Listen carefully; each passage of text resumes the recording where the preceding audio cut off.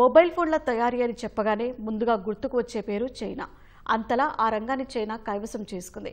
ఇప్పుడు భారత్ సైతం మొబైల్ తయారీ రంగంలో అగ్రగామిగా ఎదిగే దిశగా అడుగులు వేస్తోందని centre for development studies CDS నివేదిక తెలిపింది. ఒకప్పుడు మొబైల్ ఫోన్లు అత్యధికంగా దిగుమతి చేసుకునే దేశంగా ఉన్న భారత్ ఇప్పుడు ఇతర దేశాలకు ఎగుమతి చేస్తూ ప్రపంచంలోనే 3వ స్థానంలో నిలిచింది.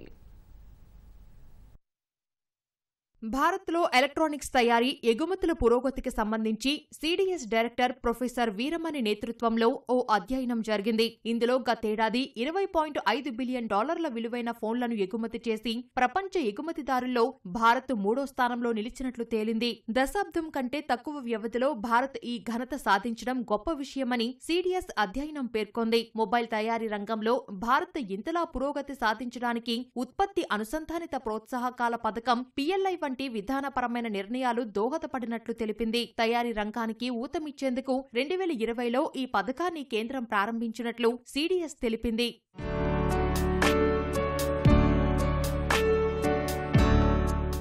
ఆసియాలో వేగంగా అభివృద్ధి చెందుతున్న దేశాల సరసన నిలబడిన భారత్ అనతి కాలంలోనే మొబైల్ ఫోన్ల తయారీ రంగంలో గణనీయమైన వృద్ధి సాధించినట్లు సిడిఎస్ చెప్పింది. 2014-15లో దేశీయ డిమాండ్ను తట్టుకునేందుకు దిగుమతులపై ఆధారపడిన భారత్ నేడు అగ్రశ్రేణి ఎగుమతిదారిగా ఎదిగింది. 2017-18లో ఈ రంగంలో $0.2 బిలియన్ ఉన్న ఎగుమతులు నేడు $20 బిలియన్ పైకి చేరుకున్నాయి. ఈ కాలక్రమంలో 11,950% వృద్ధిని సాధించి అభివృద్ధి చెందుతున్న దేశాలకు భారత్ మార్గదర్శిగా మారింది. మొబైల్ తయారీ రంగం ఇంతలా అభివృద్ధి చెందడం ద్వారా ప్రత్యక్షంగా పరోక్షంగా 17 లక్షల మంది ఉపాధి పొందుతున్నట్లు యాన్యువల్ సర్వే ఆఫ్ ఇండస్ట్రీస్ అంచనా వేసింది. దీంతో పాటు ఈ రంగంలో ఉద్యోగాలు, వేతనాలు భారీగా పెరగడం శుభ పరిణామమని తాజా అధ్యయనం పేర్కొంది.